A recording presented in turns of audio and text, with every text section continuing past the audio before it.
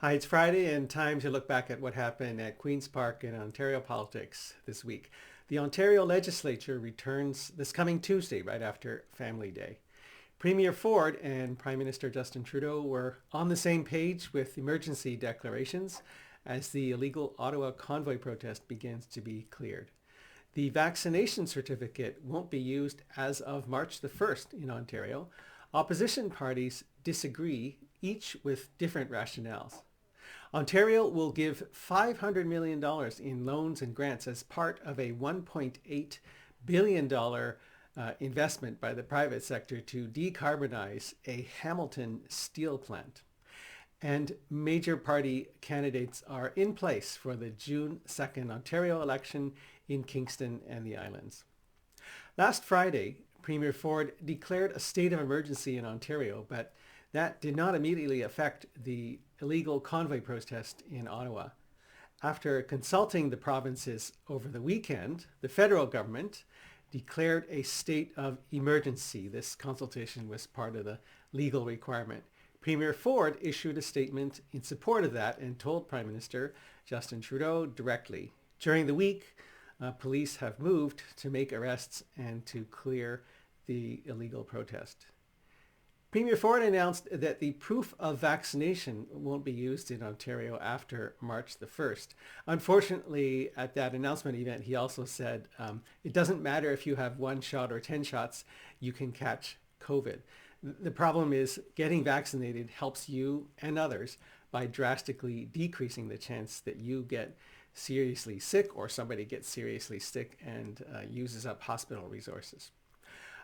Opposition parties were divided with different rationales. The NDP opposed getting rid of the vaccination certificates, saying that Premier Ford was politically motivated to make that announcement. Ontario Liberals supported the move to stop using vaccination certificates based on a rationale from the science table. There's interesting science involved. So 2 vaccination doses don't seem to prevent transmission very well, even though it prevents you from getting seriously ill. So the vaccination certificate only works if it requires 3 doses.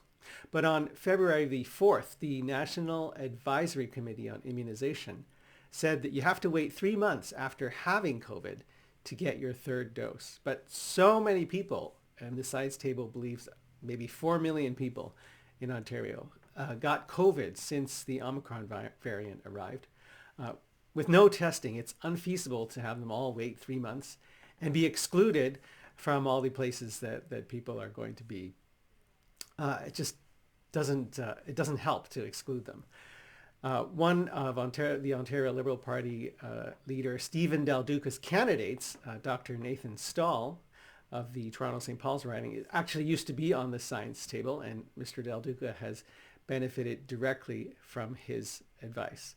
So the idea is it's unfeasible to get a lot of people on their 3rd dose of the vaccine, and so it doesn't make sense to keep the vaccine certificate because the vaccine certificate with only 2 doses is not going to prevent transmission.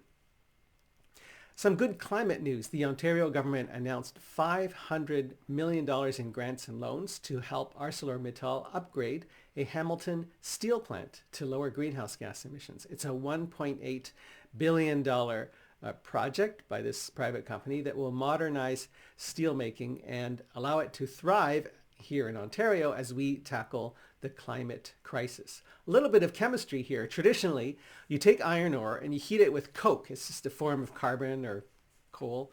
And you heat it up and it burns and it pulls the oxygen out of the iron ore and releases carbon dioxide, a greenhouse gas. The new way of doing things is you mix hydrogen with the iron ore. Then you heat it electrically instead of by burning the coke. The hydrogen pulls out the oxygen and water is released instead of carbon dioxide. And in these so-called electric arc furnaces also are good for recycling steel because that you don't need to pull that much oxygen out of recycled steel.